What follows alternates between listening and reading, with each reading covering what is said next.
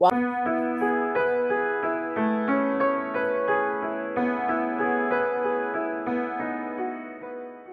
Hi, and welcome to Our People, the podcast where we give space for Holdeman Stories. We focus on hope, healing, and inspiration. Connection, consciousness, and love are the driving motivations for this project. Remember to have grace for those who have chosen to speak out and share their experience. Please enjoy the story you will hear today.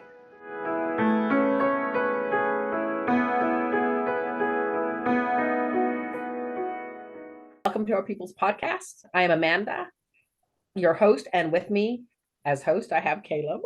And today we are going to be talking to Wes. So I think one of your questions used to talked about background. I actually spent most of my life, most of my growing up years in the Barron, Wisconsin congregation. I would say I grew up in a fairly typical Mennonite, Holdeman Mennonite home, although sometimes I wonder what typical is anymore. It seems like stuff's all over the map. But it was just I just took for granted that what they said was true. This is the one true visible church. Anybody that's not part of it is probably going to hell, and so on. When I was about, I'm going to say, between 7 and 9 years old, pretty young in the Holdeman realm, there were a couple of real fire eaters that came to hold annual revival meetings. And I mean, they yelled and pounded the pulpit and talked about how hot hell was going to be. And I sat there shivering and shaking, trying to do whatever I could. They would give the invitations, and of course, you were supposed to stand up for those. It was interesting now when I look back. Somebody told me, well, my dad actually told me that when he found peace, quote unquote, which is the big Holdeman thing, that he just felt like he was walking on air. So that was the benchmark for me. And I tried to feel like I was walking on air for several years, and it just didn't happen. And I got more and more desperate. Of course, once revivals would end, I would kind of be able to push it a little bit out of my mind, but it never was completely. And I don't know how many years that went on. I'm going to say maybe up to 5 or 6 years even, until I got about the normal age for Holdemans to have what they call their experience. And I got to the point where it was getting kind of ridiculous. Every night before I went to bed, I would make a blanket confession to all my family, and I just was working my tail off, and it didn't do any good. And I still don't know. I don't know if I'll ever know exactly what happened, but I'll just go here and say that one night I did feel like I was walking on air. So I was saved. Oh boy, this is the greatest thing ever, right? And I was happy, and it was easy to do the things I was supposed to do and all this kind of stuff. And so it was all great for a week or two. And all of a sudden that feeling started going away. Well, since I had based everything on a feeling, I'd based my whole hope of salvation on a feeling. When that feeling left, obviously I wasn't saved. So I'd lost it. And in my opinion, this is an opinion, I think that might be one of the most dangerous things the Holdemans teach, is this idea that you can wake up in the morning saved and go to bed at night lost, and you don't even know it until the preachers tell you. Yeah. So there went another period of time. I don't know exactly how long, maybe a year, maybe 2 years. And I was up and down and up and down and all over the place. And finally, I kind of got to the point where I don't know, I don't even know how to term it. I went in and told my experience, and the preachers agreed with it, and I was going to get baptized. And, there was just always a question in my mind. Because that feeling wasn't there all the time. So I'm going to say I was 14 then. I probably should be a little careful with this, but in my opinion, when I was growing up, the congregation was very shallow, extremely shallow. I mean, I'll just leave it at that. And I went through my young years, youth years, went to prep class, you know, drank all the Kool-Aid, all that kind of stuff. And when I was just before I turned 20, I moved to Michigan, which is where I live now. I moved here. I had a job offer and had my mom's family was from here. And one of the preachers here was actually a good friend of our family, had been for years. So I was kind of looking forward to, hey, here's a buddy here. This is gonna be great. And in many ways, I've struggled with, and I think this is pretty common for Holdemans and a lot of other people, but I've struggled a lot with insecurities over the years. Just, it's been a really big thing in my life. And when I moved to Michigan, I felt like that things were better. I felt like I was accepted in the youth group and, it was all right until I decided to transfer my membership. And literally that happened during revival meetings. And by the time revival meetings were over, I was in hot water with the preachers. And I am not going to go into details here. It was stupid. It was absolutely, literally stupid. And I look back at it now and it makes me angry, actually. But I got drug over the coals for a year, probably. And finally, I managed to come up with something that satisfied him. And, I don't want to act like it was, just coming up with something that satisfied them. That was one thing, and this figures in later in my life as well. But that was one thing that I learned to believe these things myself. Because if you went in and said just the right words, it didn't matter. You had to literally believe them. And even better, if you could come up with a few accusations against yourself that they hadn't thought of yet, then that really gave them the warm and fuzzies. And that was the way to, when somebody was angry with you, that was the way to reconcile. Yeah. Well, time went on and that thing continued. I mean, I don't know. There might have been a few years there where I wasn't in hot water, but it was a pattern. And it was always this preacher that I thought was my buddy. And as I look back now, I think that he could see in me before I realized it, the possibility that I was able to think outside the box. And like they always told us with our kids, that we're supposed to break their will. I really think that's what he was trying to do. I think he was trying it with what he thought was right. It wasn't right, and I won't try to claim it was anymore. When I turned 24, shortly after I turned 24, I got married. I had met my wife to be a couple of times over the years, but 6 months before that, like I said, I was very insecure. I was the type of person that I would go to a wedding and see these cute girls standing against the wall, and I'd stand against the other wall, and I would try desperately to work up courage just to go over and shake hands with them. And I'd work at that until the last day, everybody was ready to leave. And then it was stupid. Then it'd be absolutely stupid to go up there, when I'd been standing there staring at him for 3 days, to go up and shake hands. So that was me. And so my wife to be let me know, she made it clear that she was interested. And I looked at that and realized I was interested as well. And 6 months later, we were married. And I know a lot of people knock the Holdeman system, and I know there's a lot of stuff wrong with it. But I'm not going to go necessarily into that and say that was a recipe for disaster, in my opinion.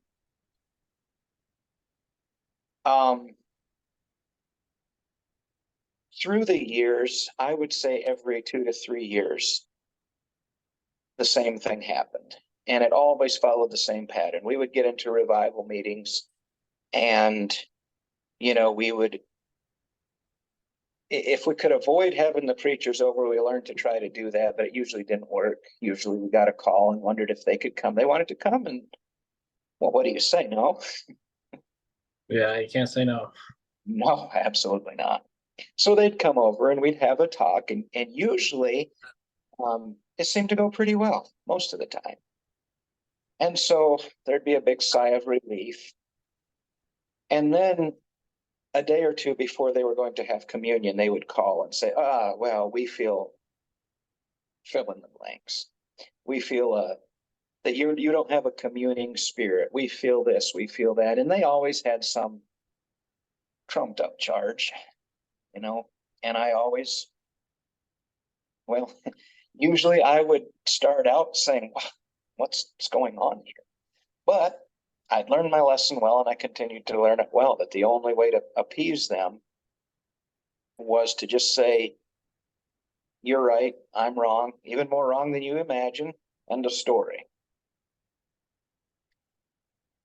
And so that continued to happen. And, you know, I had a lot of questions over the years. I know a lot of people do. And I probably followed the same pattern most do. I would struggle and struggle and struggle with these things. And usually it had to do with the way that they were treating people. You know, whether they would excommunicate people, they would avoid people. And some of it was just ridiculous. And it just didn't make sense to me. But finally, I would decide, well, you know what, I'm just going to, in the old Holdeman term, lay down my life. And then I'd feel better. So I'd feel peace. So obviously this is right. You know, this feels so much better now. I don't have to worry about it until next time. And we had 5 children. Very thankful for them. And there finally came a situation that came up that was so blatantly wrong that I couldn't ignore it anymore. And I've used the analogy, I'm big on analogies, by the way. I've used the analogy, we talk about sweeping things under the rug. And all these years I swept stuff under the rug, swept it under the rug. And all of a sudden when that thing came up, it was like a gust of wind came in, blew that rug off, and there was that whole mess that I'd been trying to ignore all these years. It was right there in front of me, and it was all at once, you know. A little bit of dirt at once you can sweep under the rug, but when it's a big pile, you can't ignore it anymore. Yeah.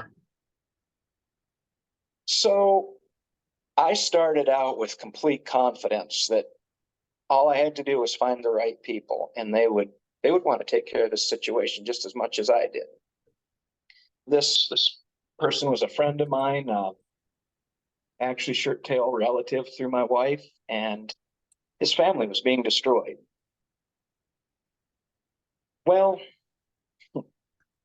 I started to find out that they weren't interested at all. And I think 2 or 3 years in a row at revival meetings, I brought this up to these men that would come over, and I would tell them what happened. And, well, they would say something like this. Well, I remember once saying, I can't imagine anything that would cause me to question anything one of these brethren said to me. I said, okay, I can. They would say, well, unless I am asked to look into this, I'm just going to have confidence that these brethren did it correctly. And I would think, well, that's what I just asked you. But obviously, I wasn't the triple C, so that didn't count. Yeah. And they would eventually turn around and start using that as ammunition against me. Why? Why do you have all these questions? Why can't you just trust your brethren? Why can't you this? Why can't you? And I'm trying to remember just how the timeline went. It's been a few years now. I don't know how many years it's been, actually. I've lost track. Time flies when you're having fun, I guess. But there was a point that I came to in my life when I said, I have to find out the truth. I can't go on this way anymore. One way or the other, I have to know the truth. And I remember the first day that I went to the Stoppel's website, and I was so afraid that, I mean, this had been lifted out to us. This was the devil. You know, these people were evil. They were horrible. And I went on their website and started reading about this, and I realized, wait a minute, these people really don't think that much differently than what I do. They're not at all, you know, in fact, I felt, if anything, they had a true concern for the Holdemans.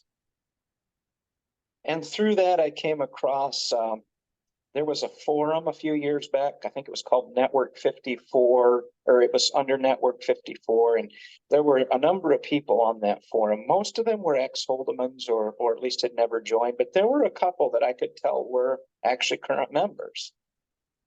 And everybody had their forum names, so we weren't supposed to know who anybody was.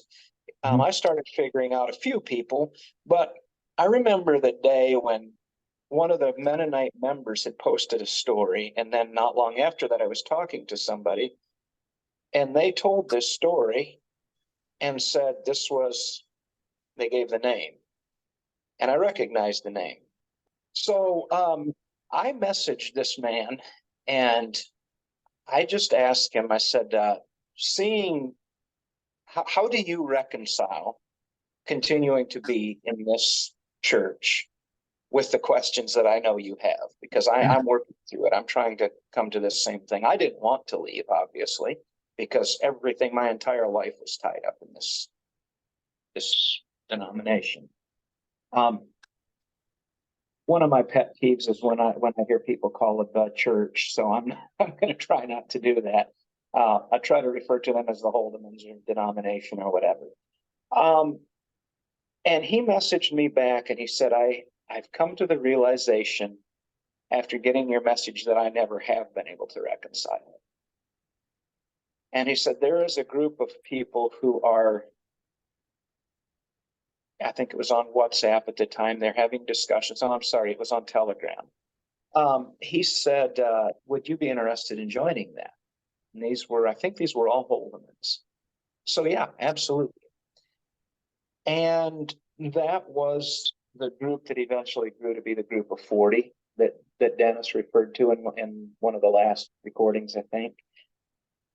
It started out, they would start a small chat with 4 or 5 people, and it was kind of, I think, to vet someone and make sure that they weren't a closet preacher or something down that line. And eventually, I was cleared to join the big group, and it was really interesting. I agree with everything Dennis said, but I have maybe a little different or a little more to my own angle on that. I noticed that over and over again, as new people would come onto that group,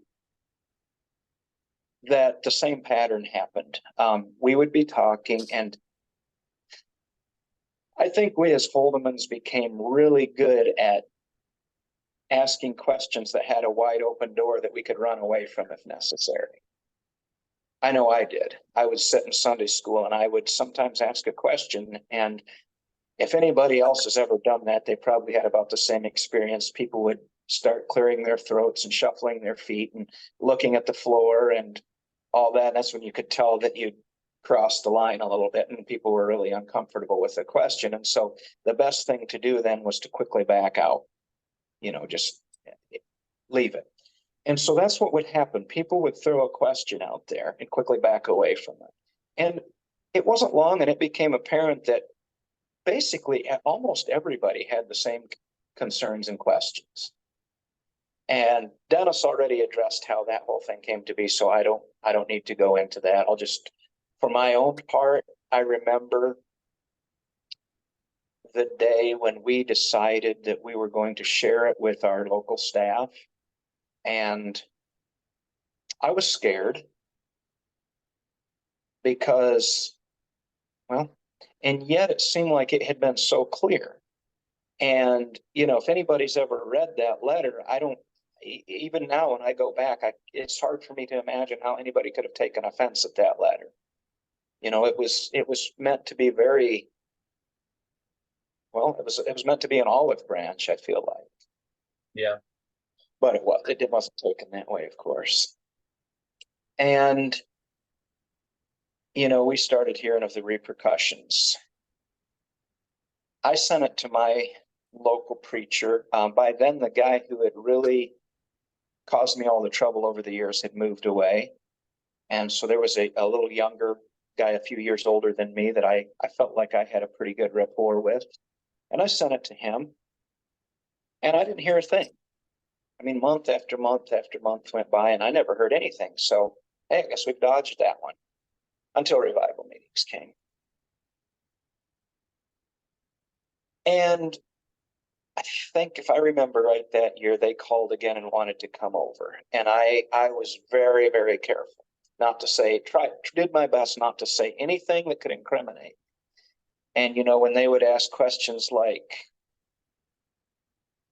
how do you feel about God's church?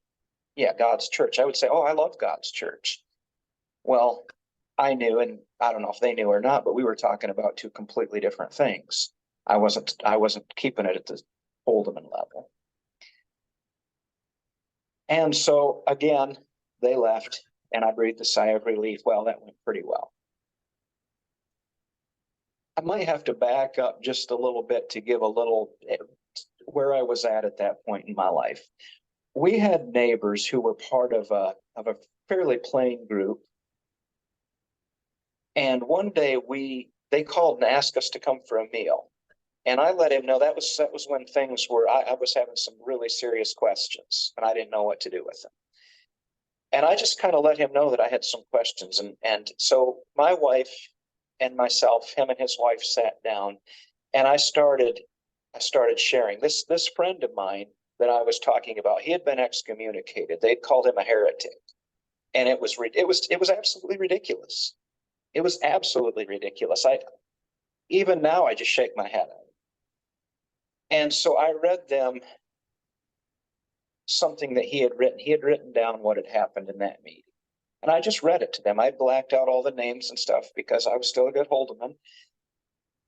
And we got done and I started asking some of these questions. And I've never had anything like this in my life, but I was so scared to be actually questioning out loud this church that I believed was the one true church and had the keys of the kingdom and all this, that I started shaking. And I don't think I could have stood up. I was shaking so bad. I don't have words to describe it.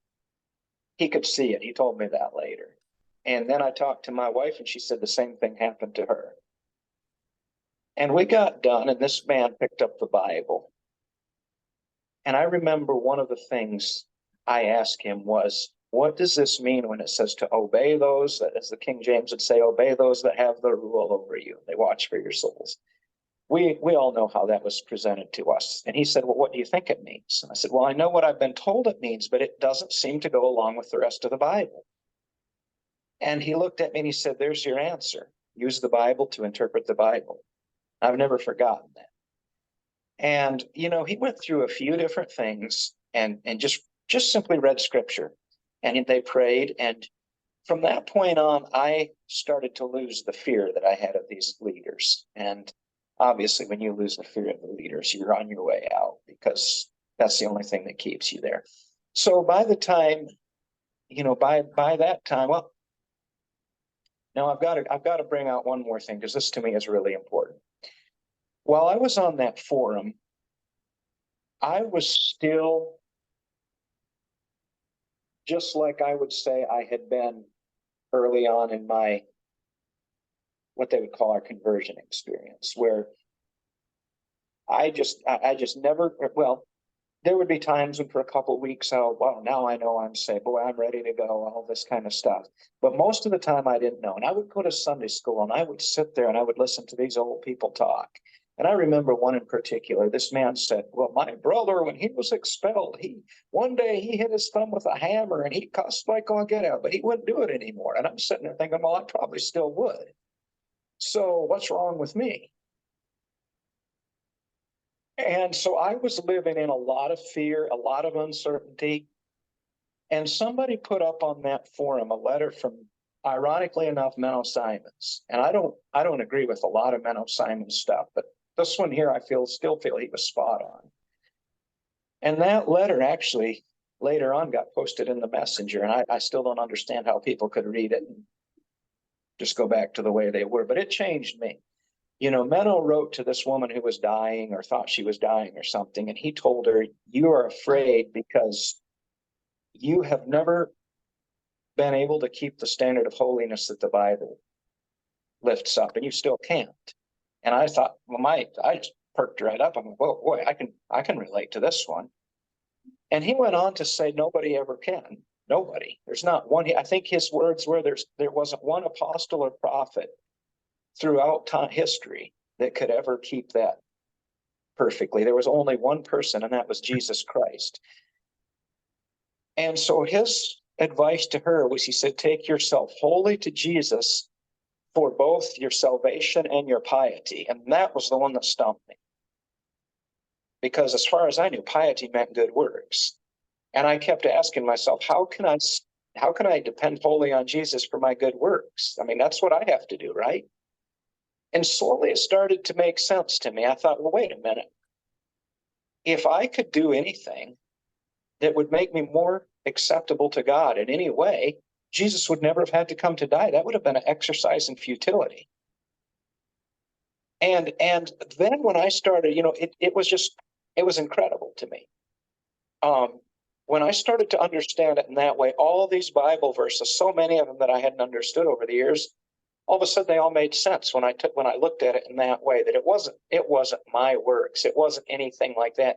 Yes, I want to do the right thing, but that had nothing to do with whether I was good enough before God. It was only Jesus standing in my place.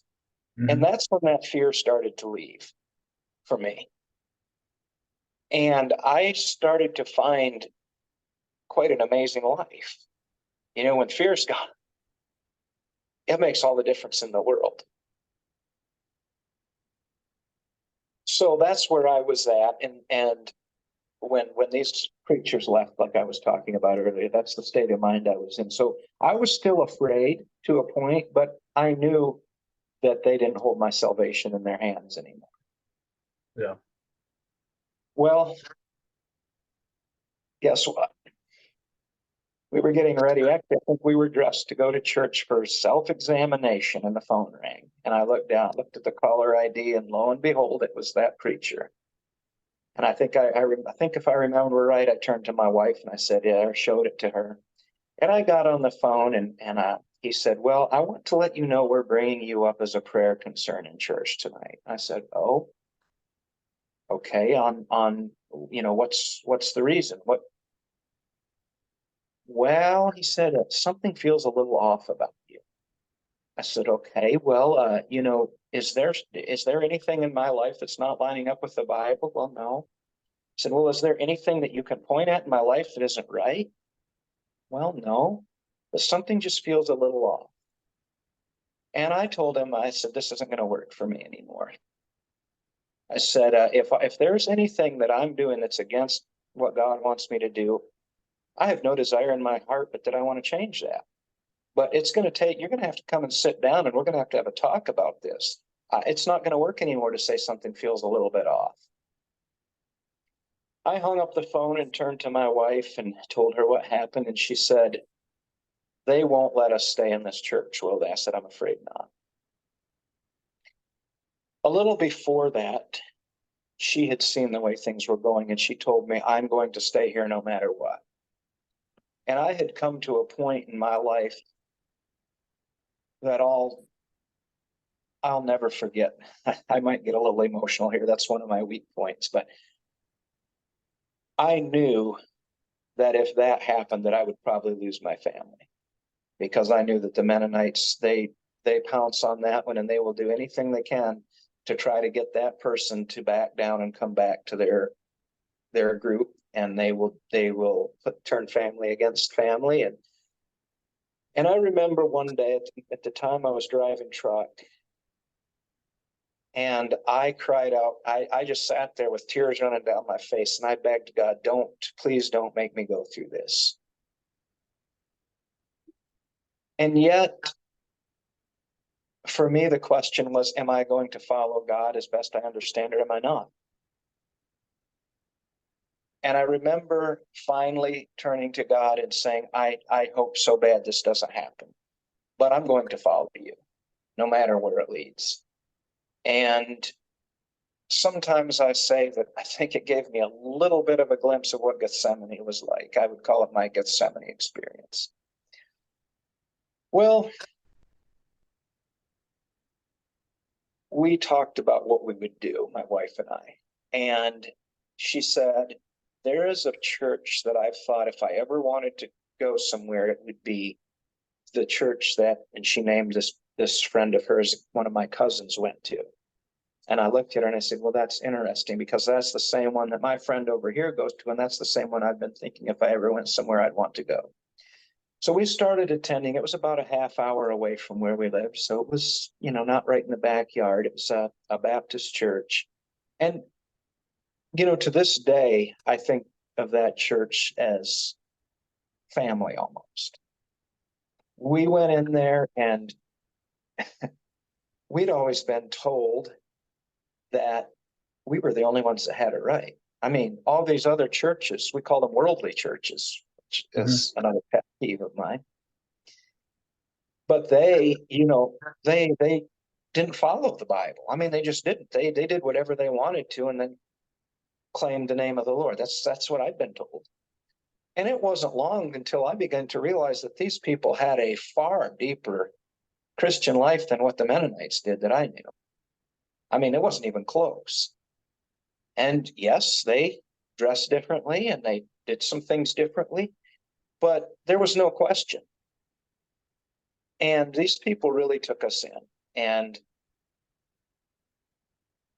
I don't know what to say. I don't even remember. We eventually joined that church, which meant baptism through immersion. And I was a little bit against that at the beginning because I felt like it would be saying that my baptism wasn't valid, and I didn't feel that way really.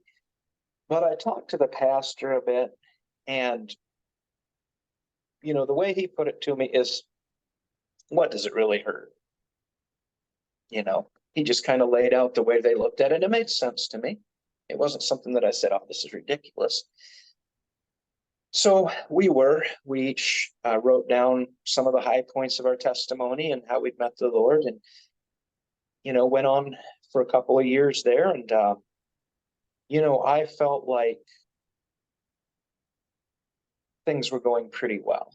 It seemed like just all the way across. I got a different job that was great. Still have it. It's still great. And it was first part of August. It'll be 2 years this coming August. I came home from work one day and I got a message, and I couldn't make sense of the message. It didn't make sense to me. I didn't know what it was. From my wife. And all I could figure out was our daughter's boyfriend had broken up with her and she'd forwarded this on. Well, it turned out my wife was gone. She'd left. And with the help of her Holdeman family, who wanted to get us back in the church and figured that was a way to do it, they had driven overnight, come down, picked her up while I was at work and taken her back to where they lived. And I want to be careful in all this because I want to state a facts. And I was completely caught off guard. Literally had never dreamed that such a thing was coming, had no idea. But I reverted to the old way of trying to please people. And today, I don't think this was the right way, but I did do the best I knew. And so I started just heaping all the blame on myself. I was a horrible person. I was selfish. I was this, I was that, I was the other thing, and believed it. This was not me trying to say the right things or do the right things. I believed this. And after several months, she called one morning and asked if she could come back, and I agreed to that. And she came back for about 8 months and then left again. And since then, she has filed for divorce, and we're going through that process. I probably won't say a lot more about it than that. It wasn't what I wanted, but it is what it is. And I finally had to well, just to face myself, I guess, and to go on the truth as best I knew it. When she came back, I felt like she was not really interested in trying to follow God anymore. And I had had a lot of questions myself. And so I guess I would say I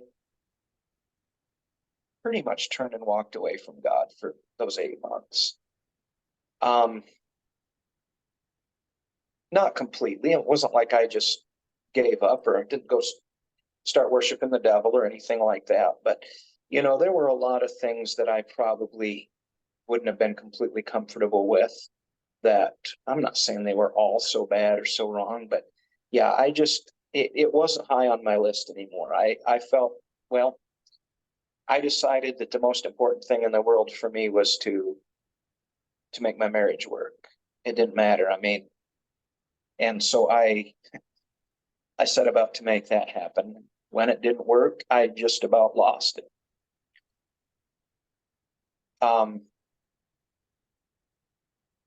I got into, well, it wasn't exactly alcoholism, but I couldn't sleep at night.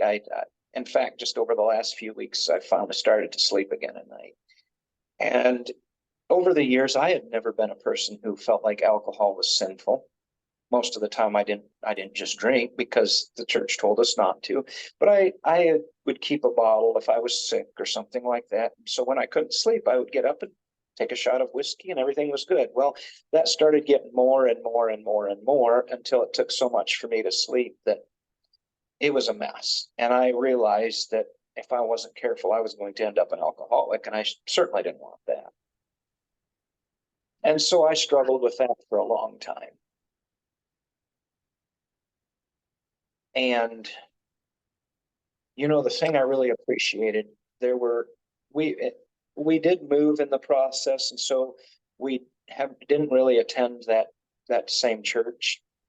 There is a local one, and I've still kept in contact with people over there. And there's a local church here that I'm attending most of the time now. I actually attend 2 or 3 different ones because I enjoy going back and forth. And it's really, a novelty for me to be able to go from one church to the other and not worry about being expelled if someone finds out I went to one. So I'm enjoying that.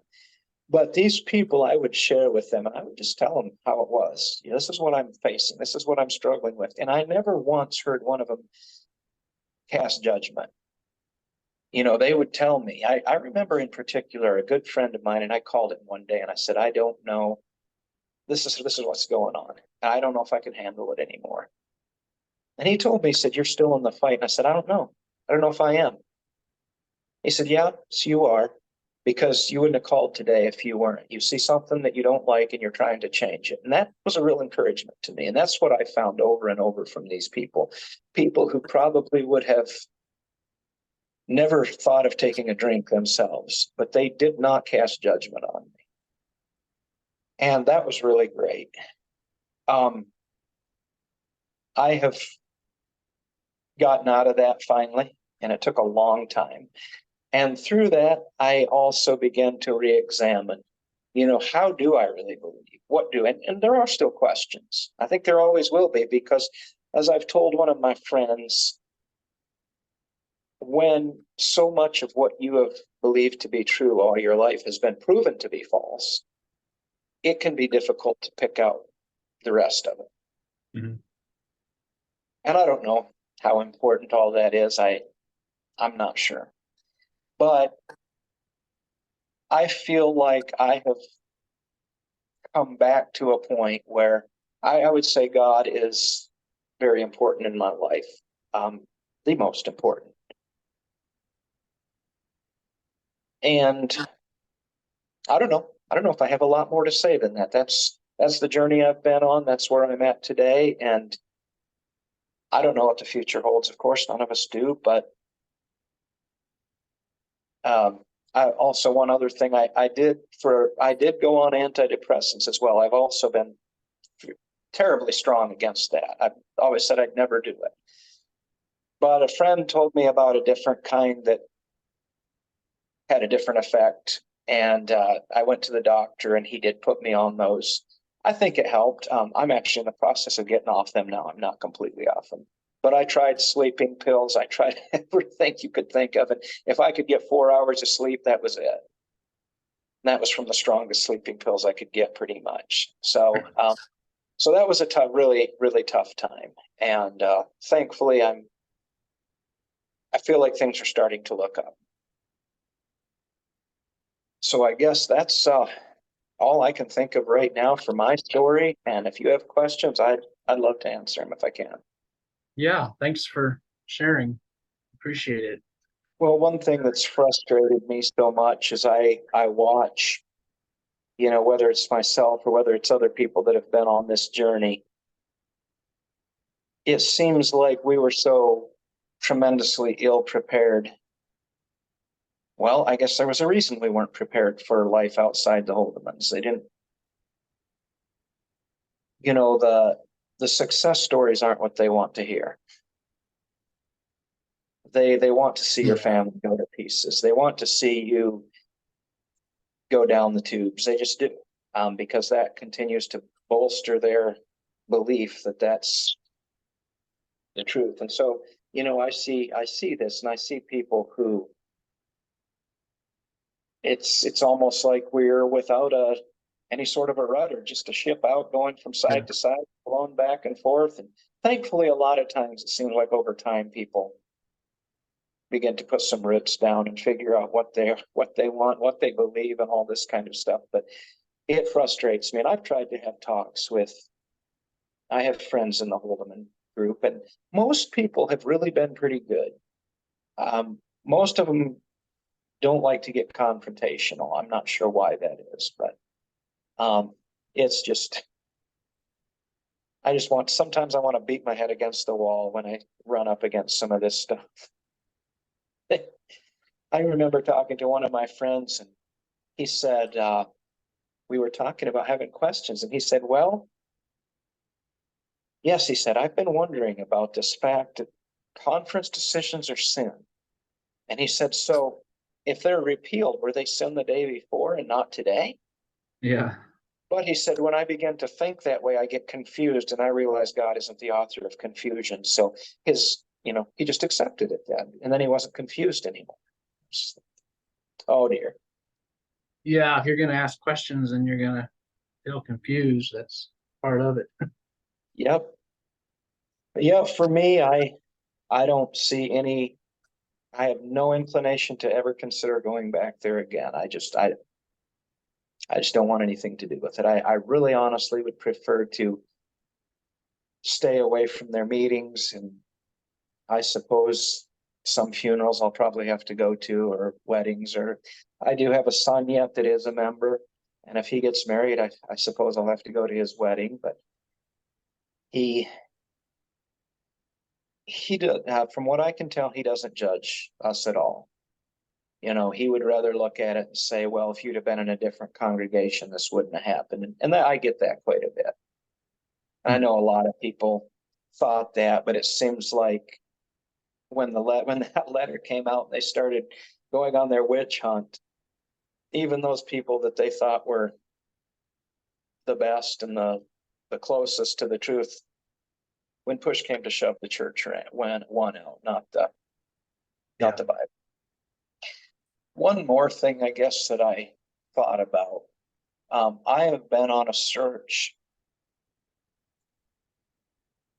for a spot that I could use some of the things that I've learned through the last couple of years. I have really taken a deep dive into trying to understand trauma and its effects on myself and on others.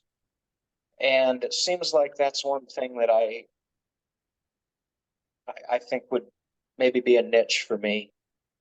I don't know what that'll be or where or how, but it's something that I can grasp a lot of times, those ideas, and to be able to put it to use. And I know there are so tremendously many people out there that have that trauma, whether it's from Holdemans or some people are from, completely different. But that's one thing that I've been searching for a spot, because I feel like some of this stuff can't be just for my own benefit that I've learned some of these things. Yeah. Yeah, you mentioned how that you, or so often we learn to, in a sense, betray ourselves and just go along with what the leadership told us or what the church told us. So that can be quite a challenge when you're finally free of all that, to learn how to be true to yourself. Sure is. In a sense, you kind of have to continually deny who you are and what you really want. You do. Yeah, that's absolutely right. And you're taught that that's the right way to do it too. Mm. I've learned a little about codependency, or quite a bit about codependency, and I've realized the Holdeman Church is a hotbed of codependency. That's what they teach us all the way through all our relationships. It's all about the collective. And with that all having been said, there are a lot of people that I really appreciate who are still Holdemans. I'm not in any way out to beat those people up or destroy them or anything like that. I think the system is a bad system. I really do. I think it's an awful system, but there's a lot of good people trapped in that awful system. Mm-hmm. So how did you talked about earlier how that you kind of went on feelings, and you had this kind of feeling you were saved for a little while and then it'd go away. How's that changed for you? Well, that completely changed when I was able to realize that it was all about Christ and not about me, because those feelings were all based on my performance, level of performance, and that level of performance never measured up to what it was supposed to be. There's a friend of mine, an ex-Holdeman, who made the statement that God gives us a new wanter.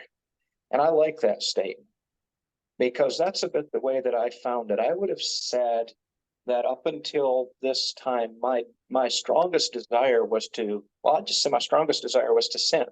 And I was only kept from it by the threats of the shame that the church would have put on us. And now when I look at it, I don't feel that way anymore. I still do sin, but that's not my desire anymore. And it's just the difference between night and day. That's the only way I know to describe it. And so on the days that I don't feel good and great, there've been a ton of them in the last couple of years, believe me, I grab onto that and hold on to that. And, I work my way, and I still don't know where I stand on eternal security. I'm more that way than I've been the other way. But it took a while. Of course, going to church with Baptists, there was a lot of discussions on that. And even in that area, they weren't judgmental at all. But I think when that, well, it's like I said earlier, I think that's one of the most damaging things, is that there's that idea that I wake up tomorrow morning and I don't even know if I'm saved or lost, and I might be deceived, and I might be this and I might be the other thing, and the only safe way is to listen to the preachers. When I can come to the point, for me, when I came to the point of saying, you know what, I'm not worried about losing my salvation anymore, well, then the feelings change too. Mm-hmm.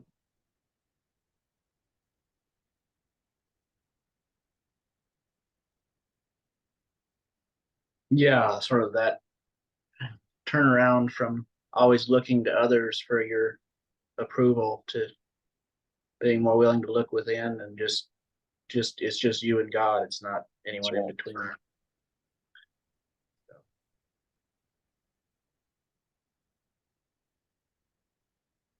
You talked a little bit about what you believe, and I think you said that you sort of came to the conclusion that some of those things didn't matter so much. Do you want to expand on that?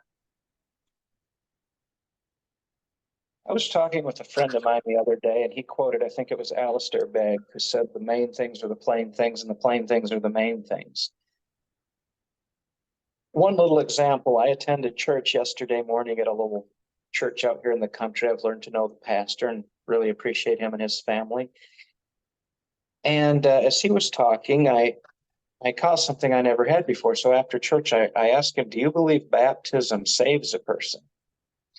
And his response was, I believe it's part of our, I don't remember how he termed it. So anyway, they would consider baptism to be an extremely critical part. Like they say, no, the water doesn't save you. No, definitely not. Well, I don't necessarily feel that same way, but it's not important. I don't feel like, I can even go back to when I was a Holdeman and some of that stuff was there. I remember the Jehovah's Witnesses coming around one time, and there were two of them that came over and over and over and over again. And they would talk to us and we'd sit and have long discussions with them. And it seemed like their biggest focus was they wanted us to believe there wasn't a hell. Disclaimer today, I'm not sure if hell is what we thought it was going to be or not. I figure that I probably can leave that up to God. I don't think he's going to come tap me on the shoulder and ask how he's supposed to do things. But I just remember even at that point, I told him, I believe this way, you believe this way, but I don't see God saying, I'm going to cast you into hell because you don't believe there is one. Yeah. Let's talk about the important things instead of focusing on this. Yeah. And so that's how I would feel pretty much across the board. If somebody tells me that they don't believe in Jesus or something like that, then that one I would probably have to take a few issues with, or at least let them know that I didn't feel it. But other than that, I think that so many of those things that we thought were so important. It's fascinating to me because every church group that I have seen, they all have parts of the Bible that they believe are literal, and they all have parts they believe are figurative, and no one agrees on which are which. Okay, I have some questions. And Okay. so, first of all, I would like to know, how many years have you been gone from the Well, whole you know what? trip? I don't know if I've even kept track, to be honest with you. I am going to say somewhere between 4 and 7. Really? Wow. Okay. So Oh, shortly after that plea for revival came out, within months, I would say. okay. Okay. The next revival season. Okay. See, okay, and why I asked that is because the way you speak is very interesting. It is you can tell you've done a lot of work on yourself, inner work, that kind of thing. Because most people don't actually talk like you do until quite a few years later. So I'm really impressed. Your hard work is showing up. Which yes, which segues into one of my other questions, but I'm going to wait a little bit on that one. You at the beginning, you had mentioned about transferring until you wanted to transfer your membership. Everything went well until you wanted to transfer your membership. Where were you transferring your membership to? To Michigan, the Newark congregation of Michigan. So what had happened is just before I turned 20, I moved to Michigan. I got a job offer. Never really felt like I fit in very well in Wisconsin. A lot of the youth group was older than me. And I struggled with insecurities for most of my life, to be honest with you. Probably still do. I don't know, but I think I've made a lot of progress in that. Anyway, I moved to Michigan and naively thought that when I moved to another congregation, my membership would just transfer with me.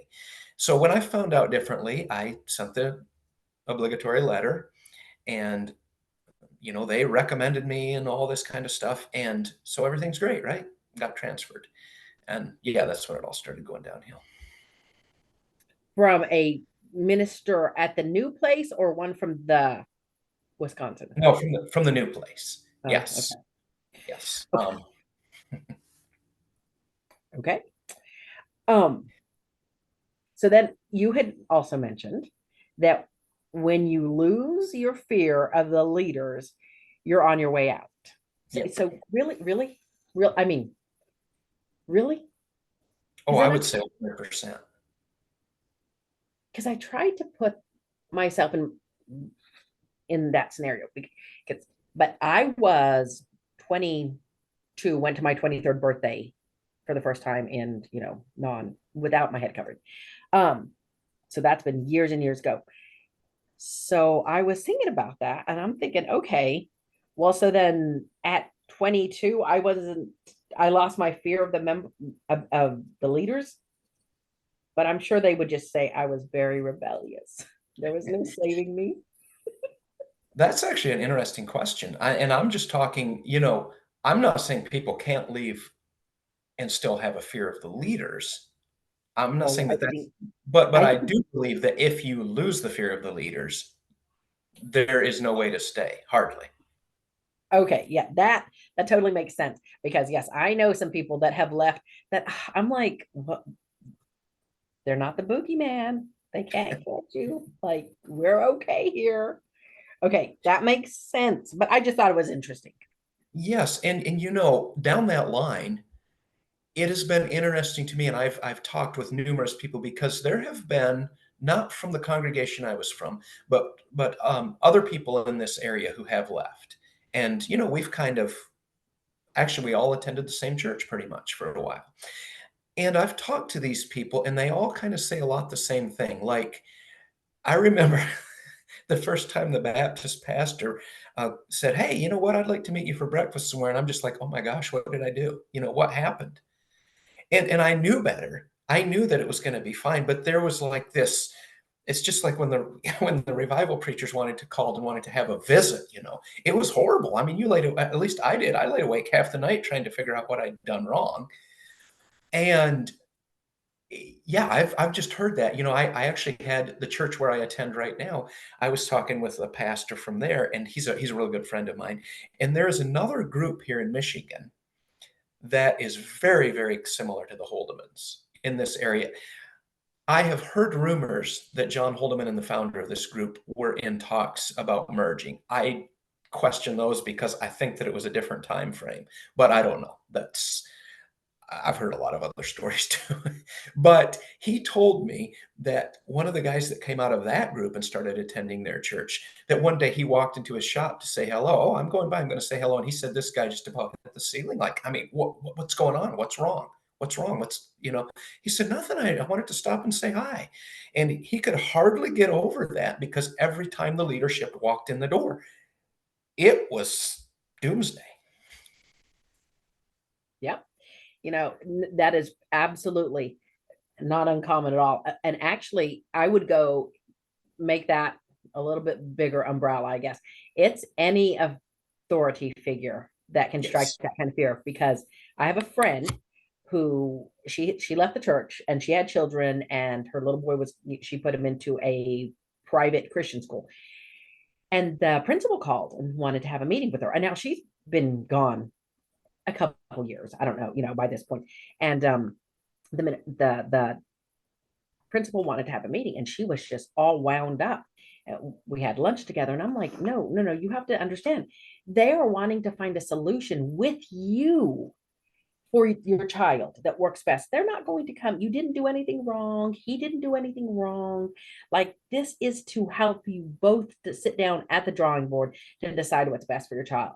And she's like she understood. And I made the correlation. This is not a revival meeting. This is not the ministers. You didn't do anything wrong.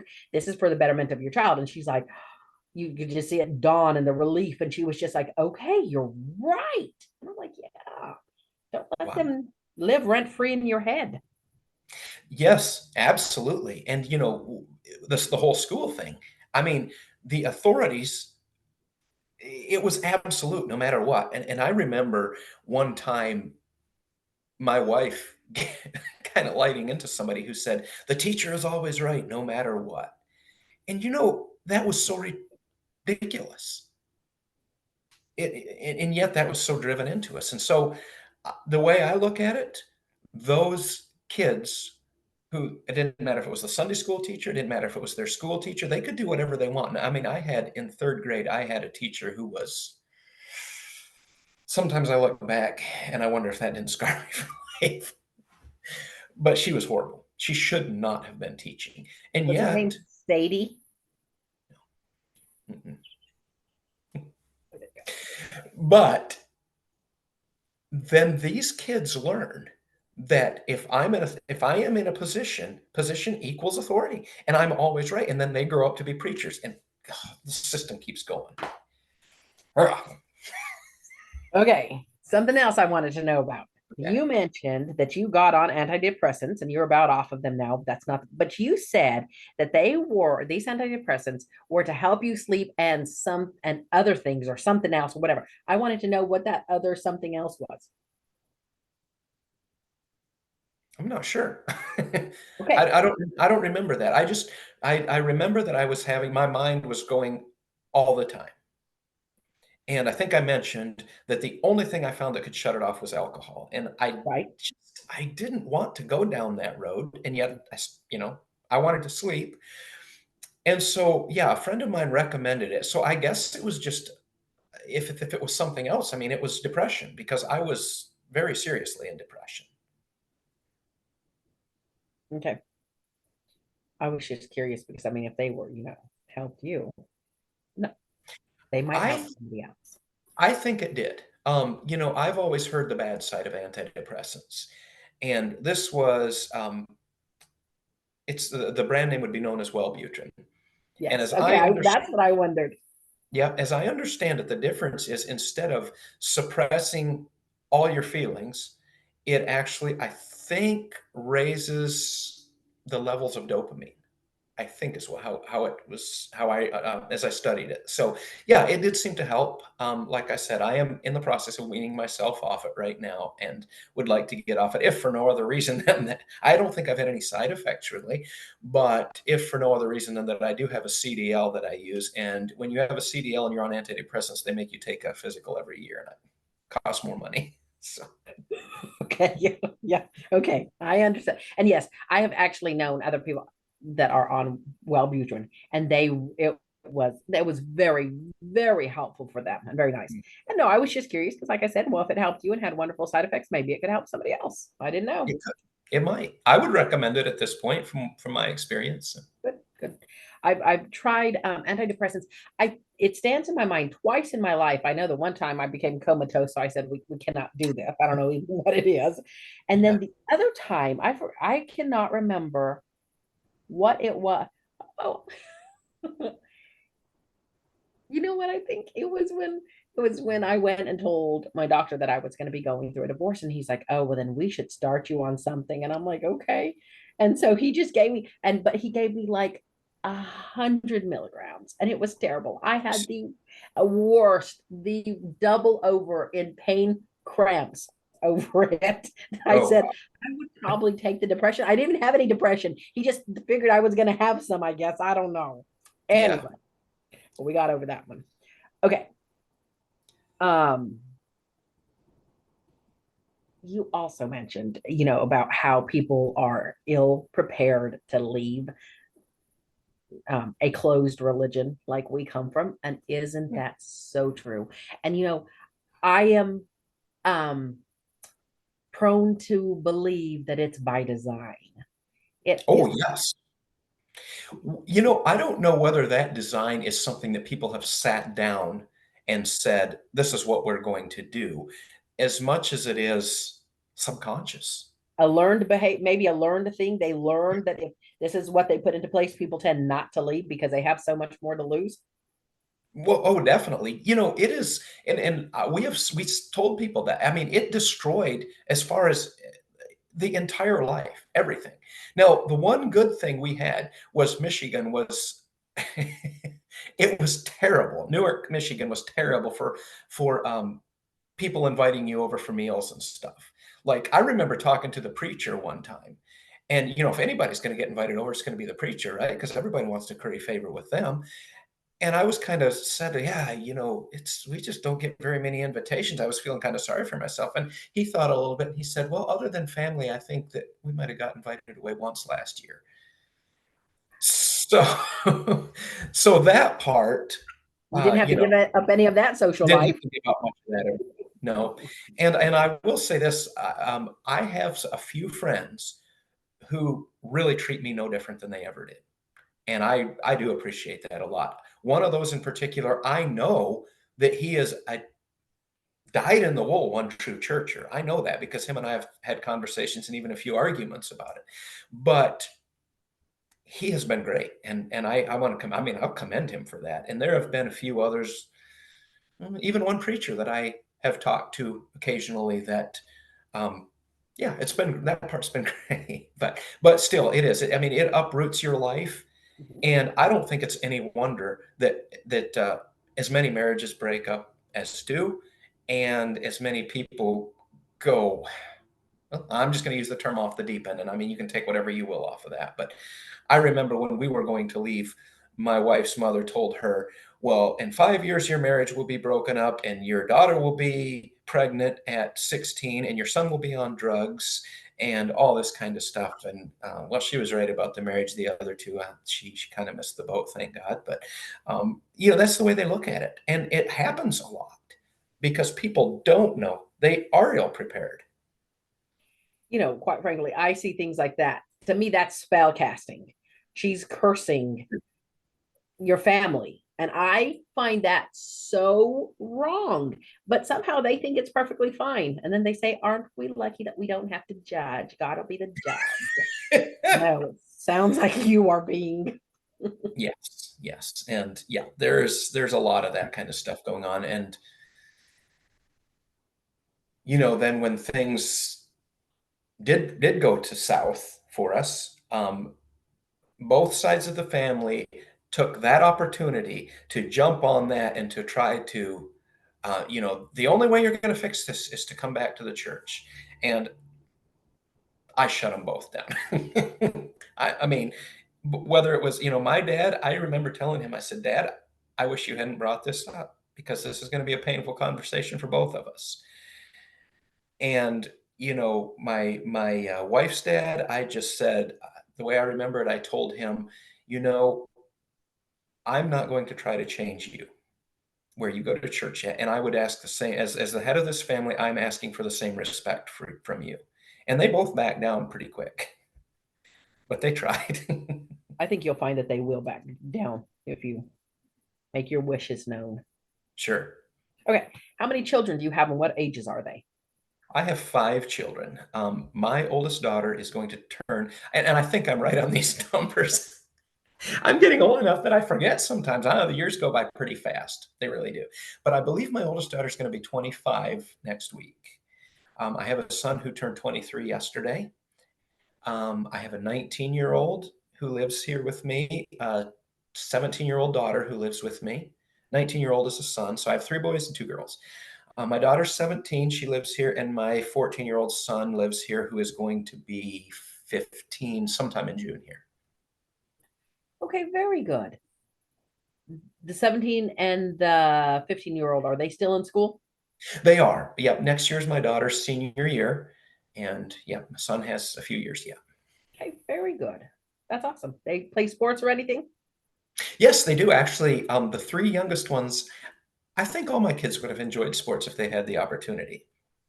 My 2 oldest ones were the only ones who joined the Mennonite church, but the 3 youngest have really, my 19-year-old is very athletic, and he did a great job, especially with basketball. And my daughter likes basketball, but she loves soccer, and their soccer season is just winding down. And the youngest one, he does both soccer and basketball. He's probably not quite as enthusiastic about it as the others are yet, but I hope he gets there. So. Okay, so then your second to oldest, no, your son is in the church. What about your daughter, your oldest, your 23-year-old? No, she is not. Or No, she 25? left when we did. It took them a few more years to get around to actually expelling her, but they Okay. finally managed to figure that out and get it done. They, yeah, it's fascinating. I totally understand. Totally. Okay. Um, you were talking about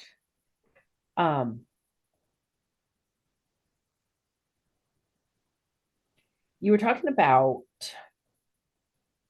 this, like your interest in trauma and how it manifests itself and how it lingers and how it shows up later on. And so I'm assuming you've read The Body Keeps a Score. I don't know if I've read that one actually. Hey, you might want to look into it because I think you would like it. I might. That's the name of it. The Body Keeps Score, and cannot pull the author's name up at the moment. Okay. Well, But there's one that I have read that sounds like it could be similar. It's called Tattooed in the Cradle. oh wow, I've not heard of that one. Lamont Satterley, and it is good. I have actually, I guess I think probably some of my friends roll their eyes when I say, "Oh, hey, by the way, I'm taking a course," and they probably go, "Another one?" Yeah. But I have taken a number of them. I really have. So that There's was a lady. actually my next question because I would like to hear some about these courses you've taken. Like tell what courses have you taken? Yes, absolutely. Well, first of all, the first thing I did was went through counseling, and this is with an ex-Holdeman woman by the name of Camilla Smith that probably a lot of people know. And she was the one that actually, and we're still friends. We still talk back and forth and brainstorm. And she's actually encouraged me to try to get, well, to do something in that field. She said, you've got a really good grasp of stuff. You catch on very quickly with that stuff. And I agree. I think that is one of my gifts. So I did that. Then I fell for an online Facebook Save Your Marriage coaching thing. And it was called Lionhearted Coaching. If anybody ever is trying to save their marriage and comes across this one, don't run. These people are dangerous, and I'm still angry at them. And sometimes I've thought of filing a lawsuit, but as Camilla tells me, there's no law against being a bad counselor, unfortunately. So they know just enough to be dangerous. So what's their Lionhearted Coaching is the name of it. And they may have good coaches, but I didn't find, the ones I worked with actually ended up hurting way more than they did help. Okay. Because they would, anyway, I don't need to go into that. Just say that it was a waste of a lot of money, but I'm still thankful because it taught me what to avoid. And it taught me what bad stuff, what the bad coaches look like and how to avoid that. From there, I went to a lady by the name of Jean Burgess, and she has a course called The Responsible Rebuilding. I think is the name of it. She's from Sandpoint, Idaho, and works with a lot of ex-Holdemans, and I don't know if she does any current Holdemans or not. But it's a very good course. She's an older lady, and she's gone through a lot of stuff herself, and she told me when I first talked to her, this saved my life years ago. And she also puts on like classes that she's talked about traveling to classes and stuff like that. So that was good. That was helpful. From there, I'm sorry. Wait. Jean Burgess. And what's the name of her? The Responsible Rebuilding. I think it's a Responsible Rebuilding course. Just a second. Well, I was going to say I'll grab the book because I think I know where it's at, but I'm not sure. But anyway, it's Responsible Rebuilding, and yeah, she would say she's a teacher. She was worked in the medical field. She said at one point she was going to get her certification, and she was advised not to because people told her you can do more good the way you're at because you don't have the constraints that the licensed therapists have. And so she says, I'm not a coach, I'm not a counselor, I'm a teacher. I teach you how to do the work yourself. And I think, honestly, from what I've seen, any good counselor will do that same thing. They will teach you how to do the work yourself and not tell you what to do this and do that and all that stuff. So yeah, that was and then I went to a course called Man Evolved. And this is tailored for men. It's a great course. It was also the one they have a number of them. It was called The Unbreakable Experience. And I found that one on Facebook, and I was very leery after the other one. But I looked at it, and it said it was going to cost $57 or something. I'm like, oh, okay, well, I can chance that one. It's the thousands of dollars that I can't afford to lose.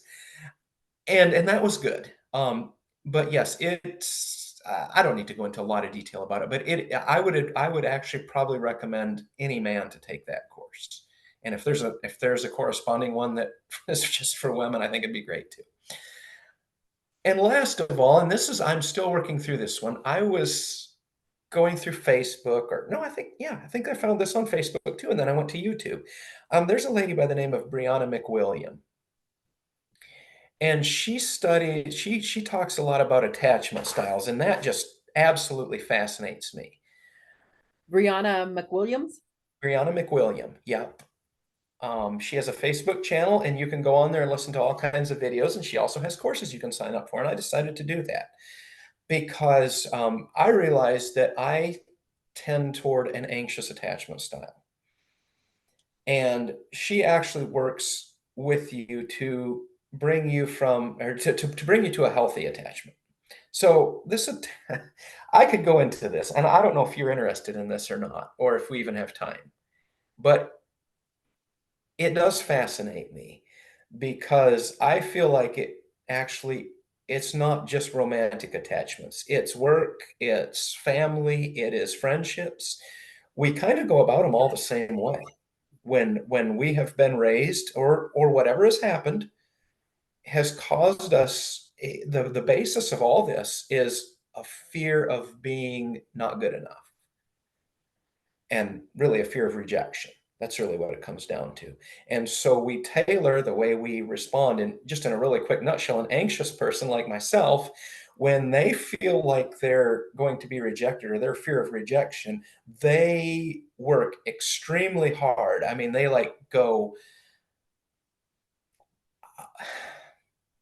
fall all over themselves to try to do things and to be good enough so that they won't be rejected. And of course, that can happen in the Mennonite church too, by the way. There's another one that's called avoidant, and these people have that same fear, but they've learned that the only way, what they tend to do is sabotage relationships because they're afraid of being rejected. And so they leave so that they don't have to face being rejected by someone else. And yeah, there's a lot more to it than that, but that's, kind of a basic overview. And then there is what they call disorganized, which is a mixture of the two. That one goes back and forth and flip flop. And sometimes I think that most of us are a mixture of the two, and that I can be triggered either way. But anyway, so that's the one that I have been going through. And honestly, I feel like, I'm not saying one was better than the other, but I feel like each one of them for me has led, like it's been another step. And the next one that I needed was the next step that I needed. And I feel like this last one, in the way that she has explained stuff, has been really gold for me. And it's started to bring it together, not only in a way where I can understand it, but where I can do something about it. That was where I always ran up against the problems before. Oh, I can understand that this is my issue. This is an issue. This is an issue. But what in the world do I do about it? Okay, so So you got some tools from that yes, one. very, very definitely. Okay, very good. Okay, let me see. So in a nutshell, because I would love to hear a little bit more about this because I think it's a little more rampant, definitely with the way we were raised. But I would love to hear your thoughts a little bit on codependency. So that was one of the things that I think I realized early on. And that was one of the things that this coach hammered and hammered and hammered and hammered and hammered. Codependency, codependency, codependency. Well, I agreed with her. And her answer for the whole thing was go to Codependency Anonymous meetings. And I questioned that, and I still question it today. I'm not saying that they're no good. I'm not saying they couldn't help people, but it was like that was the only tool. Go to Codependency Anonymous meetings. And then when just really quick, um, when things fell apart, she was saying, "Oh, you guys are good. You guys are good." Just maybe a week or two before my wife told me she was going to leave again. Yep, you guys have got everything figured out. Just a few little details. Yeah.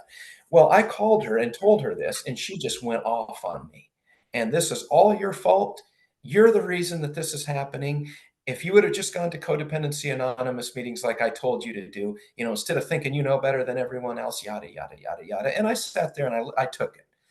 But when I hung up the phone, I started to think. And I said, you know what? This is stupid. Why am I paying you $75 an hour if the answer is to go to Codependency Anonymous meetings? Not only that, but you just told me that everything was good. And now you're willing to take the credit when you think things are going well, but not otherwise. So that kind of put codependency a little bit of a sour taste in my mouth, even though I believed it. When I took Jean Burgess's course, what she said made 100% sense to me. She said codependency is a symptom. It is not the disease. It is a symptom that comes from the problem. And we have a deeper problem to look at than codependency. And if we can get to the basis of that and solve it, then we can work on the codependency. But if you just start treating symptoms, I mean, we all know what that's like, I think. Probably most of us have been in a situation where we treated symptoms or other people did, and it didn't work. And that is my belief on codependency today. That it is a symptom of a deeper underlying problem. And, really that underlying problem, isn't it all the same? Isn't it all an insecurity? Because we were taught to be insecure. It was hammered into us to be insecure. If we went to the preachers and if we said that we had peace and everything was great and everything was fine, but they told us we didn't have any recourse. Almost kind of like our inner voice was made to be trampled so that we wouldn't depend on it ourselves. Yes. And it was all about the collective, really. In the end, that's what it was all about. I remember sitting there and listening to people over and over in Sunday school. Sunday school was actually kind of great because that was one of the few places where I would speak up, and it was kind of funny to watch the reactions. But anyway, they would say, "Oh, I put far more confidence in the light of my brethren than I do my own light." By the way, it's been interesting because I have learned people, when you are talking outside the Holdeman system and you say, they tell us to lay down their light, they just get blank. And they're like, what does that mean? And you have to explain this whole thing. And then they just kind of get horrified. What does that mean? To lay down your light? That's a Holdeman thing, I guess. And so, yes, we were taught that. And then when it comes into our personal relationships, whether it's marriage, whatever it is, maybe other people are different, but I have never in the Holdeman system heard anything about setting boundaries. You don't set boundaries for other people. You just don't do that. And the more I learn, the more I realize that there is no, again, let's just use marriage, for example. There is no healthy marriage if you can't set boundaries. And, then for me, it was like, what does this even mean? I mean, to set boundaries sounded like telling people, hey, you know what? You're going, it's my way or the highway. Well, I've learned a little more about it. Really setting boundaries, what I've understood is you're more setting boundaries for yourself, but you're not allowing other people to violate that either. So, yes, I think the vast majority of Holdemans are probably codependent. I think you're probably right. Okay, let's see. That reminds me, I've got to throw this in here. I think it was a pastor at a church I was at recently talked about codependency. And he said, if you don't know what that means that when your time, before you die, someone else's life flashes before your eyes because you don't have your own. That's awesome. Okay. Vivian Stoppel. Mm-hmm. You said that when you first started questioning, you went to her website and read her writings, I'm assuming. Mm-hmm. She was actually very instrumental in me knowing what I was doing was correct. So Sure. the first time I decided to leave, no, not the first time I decided to leave. I'd already been expelled a couple times. That's not the point when I decided to leave for good for me. Okay. I actually whispered it to my friend's mom. I'm like, I'm thinking about leaving because they hadn't grown up in the church and stuff like that. So she told me, she said, she goes, and I think you would find this interesting. And she went upstairs to her bedroom and brought down the 18 pages. I still remember it. Vivian Stoppel's writings. The one where it was about the church, like where she had been asked to write the book on the One True Church. And so now this was her response to it. And so I mean, I sat there in the yard with a highlighter, and I mean, I wrote in the margins and everything, and I had like these 18 pages, and I went through it, and it was just like this light, because here this was an adult having this conversation that I wanted, that I felt my same questions that I had about stuff, and it was Yes. just like, okay, I'm not crazy, like, and I'm not that rebellious person that everybody tries to say I am, because here is a cognitive, well thought of adult, until she didn't write what they wanted her to write anymore, when she discovered. Exactly. And if I'm not mistaken, they still have the book, Whether It Be of God, in their libraries, don't they?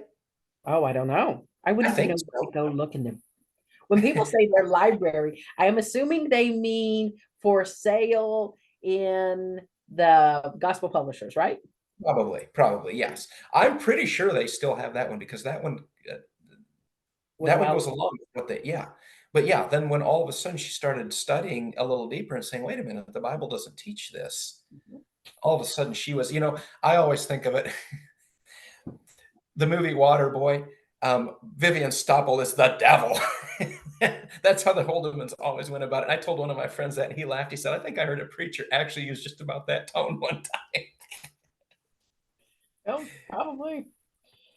So I really, really, really enjoyed her stuff. Mhm. And I would, yeah, say if you don't know about her stuff, go find it, because it is fascinating. It comes from a very, very well thought out place. Mhm. Yes, it does. And that opened the door for me. I was terrified. I literally was, because I had basically been taught that that was the most deceptive stuff out there. It was horrible. It was terrible. It was evil spirit. It was all these things. But I think that for me, and I think this is probably where the tipping point comes for a lot of people, when the pain of knowing the truth becomes, or I'm sorry, when the pain of not knowing the truth becomes greater than the pain of learning the truth, that's when you take the step. And that's where I got to. I just, I couldn't handle it anymore. I literally could not go on wondering and wondering and wondering if this stuff was really true. Okay. And then through that, then the forum that you joined, and then through that forum is when you got invited into basically what became the 40, right? Yes, correct. Okay. Very good. A Bible study not approved by the church, which is deceptive. Well, I remember it wasn't that many years ago when I found out that you can't that they didn't allow women to have their own Bible study. Like, I was like, what? Because I had suggested to my sister, who was then a Holdeman, I'm like, why don't you do Bible studies like every Tuesday morning at your place, or like you get together and have coffee, blah blah blah. And she's like, so we can't have Bible studies. I'm like, what? She says, yeah, we can't have a Bible study without a minister present, or a man. And I'm like, what? I think You it's even a minister anymore because people were doing it in their home. And yeah, it's, I was actually just talking with a friend of mine about that today. It's fascinating because if a Catholic person, for instance, had started to study the Bible and they had come to the conclusion their church was wrong, the Holdemans would be ecstatic. I mean, they would tell that story over and over again and pat each other on the back. But when the same thing happens to them, all of a sudden it's the Bible study that's bad. It makes no sense whatsoever. no, no, it really doesn't. And I've what said before, success? I've said Pardon? before, it's like going into a car dealership and asking to test drive the car, and you're not allowed to test drive the car. You know, that's really what it comes down to. You have to buy it. Just take my word for it. It's the best car on the lot. Buy it. And then if you decide not to buy it, then they're going to drain your bank account anyway. So okay. So I find that really, really sad though, because like there is something that happens when women are able to um commune together, so to speak. I believe that. And it's beautiful. And it is a place where, because as women, okay, we're just going to take, okay, as women, as mothers, we run our homes also in a different way than the men. we're Absolutely. we are absolutely ahead of our home as well. There's a big place that a woman feels in a home. And so when, we take everybody's hurts in normally, and we make everything better, and we kiss all the boo-boos goodbye, right? Even our husbands, okay? So it's not Sure. just our children, it's also our husbands' hurts and fears that we take on. And a lot of time there's not that safe, sacred space to be able to go to where we can share those hurts that we have. And Mm, so I have been in some quote unquote Bible studies, all women, um, that have been exactly that, a safe space for these women to share their hurts and things that they're struggling with, that they that are sensitive, I guess I would say. yes. That's So great. And I think that the vast majority of churches, I think, do that. I've seen that, the women are meeting here, the seniors, whatever, these groups. And I occasionally will meet with groups of men. And while I would love to, I mean, I love to sit and mix conversations, all that. It's great. But it's true. You're absolutely right, because I would see the same thing with a group of men. There are things that we can talk about that nobody else can understand. absolutely. Okay, so you know what? I think that pretty much concludes all of my questions that I had. Yeah. So Well, good I think I enough. did pretty good. Yeah, I think so. There was something that came to my mind, part of my story that I didn't share. I'd forgotten about. And that was actually in dealing with the preachers after we decided to leave. And we actually went in and we would tell them, we want to stay here, but there are things we can't go along with anymore. We're not going to make a fuss. We're not going to try to convince other people. We'll be quiet, but we can't go along with them. And of course, that didn't go. I remember one time sitting there, and this preacher looked at me and he said, "There is something hidden deep down in your heart, and you know it's there, and I know it's there, and your wife knows it's there, and my wife knows it's there. And if you would take care of that, this would all be taken care of." And I looked at him and I said, "I don't know of any such thing." And his response was, "Well, don't even tell me that, because then you're more deceived than I thought you were." So that was really crazy. And actually, some of that stuff did even more to cement the decision, really. And finally, I'm sorry, what was that? Sorry, I just No problem. So when we finally were excommunicated, I had to, or put on repentance, actually, um, and then excommunicated. The charge was, and I've never heard this one before, so it might be unique, but I asked them, and I actually had it recorded for a while, and then I decided, I don't need to keep that around. But the charge was that we did not believe the foundational doctrine of the one true church. They couldn't come up with anything more than that. okay, that's fine. That's I'm good. Oh, I was thrilled that that's all they could come up with. I mean, I'm sure they could have probably come up with more stuff if they'd have dug way down deep. But yeah, that was the They charge. could have done the generic one. You have a foreign spirit. That is the stupidest Ah, one I have ever heard them yeah, come up with, I think. no, I agree. And yes, they could have, and they probably used that at some point in time. I don't know. I don't think they ever used that term. They would just say something feels off. Okay, very good. Um, uh, you know, I don't know. Okay. My Aunt Pam came to mind because she told me that she heard on this podcast that we bashed the Mennonites, and we're not bashing the Mennonites. Like, Right. my heart really, really goes out to them, And honestly. I don't know if you are aware of spiral dynamics. You ever heard of that? no, that's not what I'm aware of. You might like to enjoy looking into that one. I'm typing it in my phone as we talk. Okay. So there it's the different colors then as we emotionally grow. Okay. And it talks a lot about orange, people that are in closed religions, how they emotionally never mature past a certain point Hmm. because they are kept in this loop. again and again and again. And it is so true. When you look at it and when you look at the Holdemans and you see how it's going and what happens and all of that, I love those people. We just came back from Mississippi. My grandmother just passed away. We had a beautiful, the whole ceremony, everything leading up to it, people bringing food in. We had dinner with the staff, and actually I made I was instant friends when I was I think, I don't know, 15, I think, when I met her.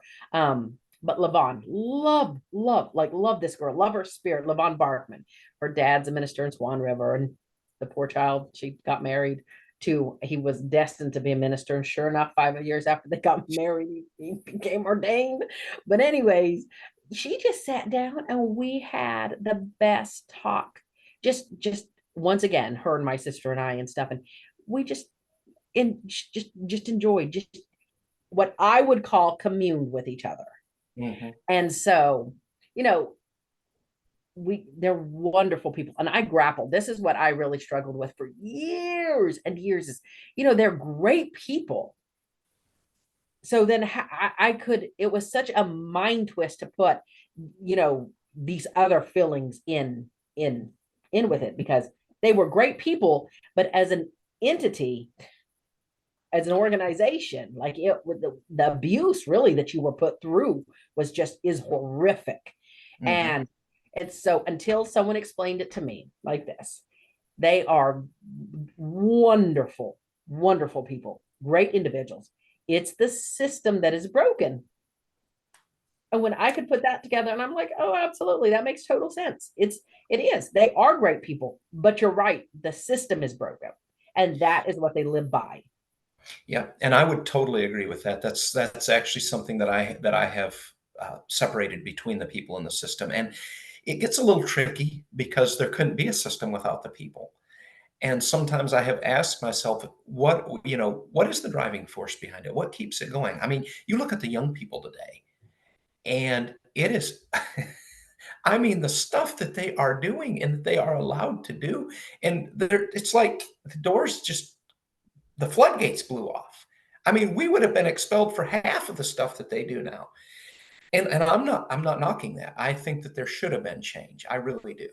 But where is it going to go? I don't know. I really don't know. And sometimes I'm a little afraid for them because I go to that, I guess you take that Bible verse about casting out the evil spirits left a man, and he didn't fill his heart with something else, and it became worse than before. And sometimes I'm afraid that that's what's going to happen, because I see them relaxing the rules, and those rules should have been relaxed. They should have been relaxed a long time. They never should have been, really, probably. But are they teaching people, instead of relying on the rules, to depend on Jesus? Really, is where I'm going to put it. Because I am that was, and I talked about this earlier, but that was the whole game changer for me. It changed everything in my life when I realized that this whole thing was Jesus. I mean, it wasn't, yeah. One of my favorite little clips is Alistair Begg when he talks about the man on the middle cross. And if nobody's heard, if anybody hasn't heard of that, look it up. It's awesome. It is absolutely fantastic. Okay, what is it? The man on the middle cross. Okay. Alistair Begg. It's probably the best single description of the gospel that I've ever heard in about 5 minutes or less. And so, yeah, I see that and I think to myself, if they could just replace Christ, but what I've seen so far, it hasn't happened. I remember reading when they basically they basically allowed the camera. And it was crazy that they didn't allow the camera before, but they said something like this. I remember reading this and going, huh? Because it said, using the camera in this way does not violate our traditional stand on photography. And I went, of course it does. Your traditional stand on photography was that you couldn't have it. So of course it violates it. And so what I see happening is they're letting these things go and then claiming that they never held them in the first place. And so it's still follow the rules. It is. It's just that the rules are going away. And so I really do feel a lot of concern about where that's going to go in the future. But I hope for the best for him. I really do. Okay. Because most of my family's in that church.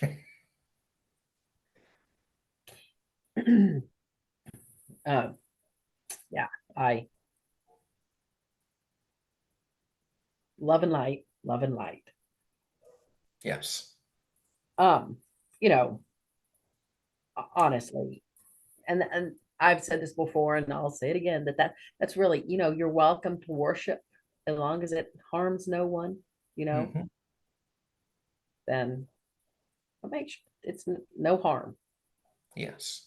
And that's hasn't been the case, unfortunately. It's not always, and it is very sad. It is. I don't know if I've got anything. Is there anything else you wanna leave yet? I don't think there's anything that's that important. I mean, yeah, I could go into all kinds of details, but Yeah. I think the basis of the story's probably been told. So the plea for revival, do you feel like that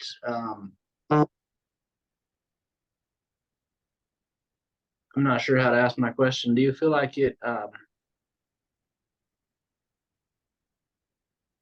the work you guys were trying to do with that letter is just kind of fell apart and went away, or do you feel like there's still some positive things happening with it in the church? Or I don't feel that it just fell apart completely. From my understanding, and I'm not so plugged into the Holdemans anymore, obviously, but from my understanding, that there are still people that are standing on that, and I a lot of people told us that these are the same concerns we've had for years. And so, yeah, of course, we had the other. We had the people who were the doomsday, well, you're going to leave, and next thing you know, you're going to have a big TV in your house. Well, guess what? They were right. But I don't. I feel like it might have even led to a shift. I was just out to visit my son recently, and we talked about some of this. And he says, "Oh, things have changed." And boy, howdy, have they ever. Those young, those youth now, I mean, you wouldn't recognize them from the way that I grew up, I can tell you that. And I'm not saying that that's all good or all bad. I feel like a lot of those changes were overdue. Take the whole camera issue, for instance. To me, it was always so ridiculous the way that they would go about things. And then when they changed it, then they said, "Oh, well, this doesn't violate taking pictures does not violate our traditional stand on photography." And I'm like, say again? Of course it does. Just admit it, just admit you changed. But they don't do that. But I think a lot of those things are good if they can.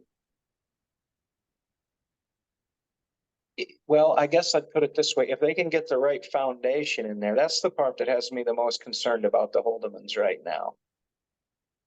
Is it's a little bit like they took away the walls that they should have taken away, but they've never taught their people how to really rely on Jesus. And so then they just go crazy. But yeah, I do still feel like that, as far as I know, is doing some work. good. Or reaching people, I should say. It's fascinating because the intent was never to cause division. It was the opposite. But it seemed like, yeah, we finally came to the point where we just couldn't be quiet on it anymore. Just somehow something had to be said. I suppose there would never have been a way to say it, because I don't think that I'm not even sure who all was involved in writing the letter itself. I know we all gave our input.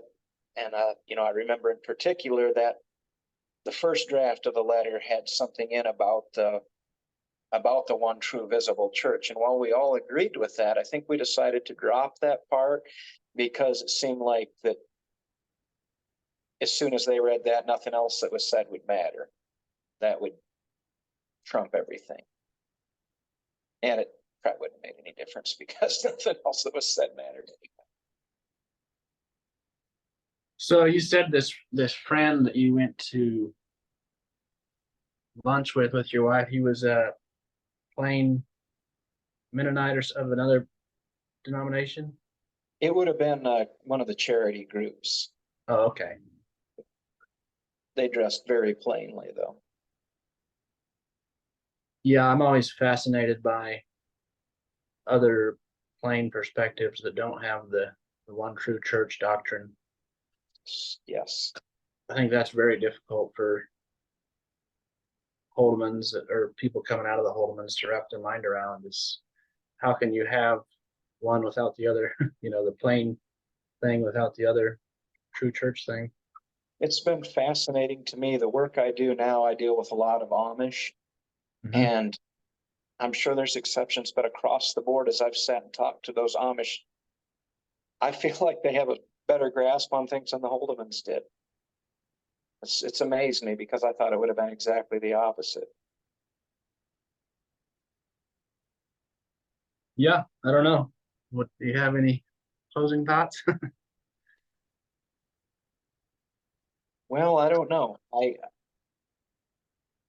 I guess I just encourage people, don't give up. I mean, keep going. I don't know what else to say. And I'm always open to talk to anybody. If there's anybody that wants to reach out to you and get my number, whatever, I'm more than happy to talk to people. I don't know how much help I can be, but sometimes just having somebody to listen makes more difference than anything else. Yeah. And asking questions isn't a bad thing. It might be scary. No, It might be scary at first, but it's not a bad thing. no, it's not. But that's what we were always taught. In fact, I remember so often hearing that the original sin was when the serpent said, "Has God said?" That's what we were always taught. Well, that was the problem. That was the beginning of it. No, it wasn't. Didn't have anything to do with it. It was when Eve said, "Yeah, God has said this," and Satan said, "Well, he didn't really mean it," and Eve believed him. That was the problem. It had nothing to do with asking if God has said this or not. Yeah. But I remember that over and over again being thrown out at me. Well, see, you're asking half God said. That's a problem. Yeah, you can't learn until you start asking questions. So That's for sure. All righty. Well, thanks for coming on. Well, thanks for having me. I appreciate it. Yep. Well, enjoy your evening, your barbecue. All right. Same to you, and wish you the best. All right. Thank you, sir. Yeah. Bye.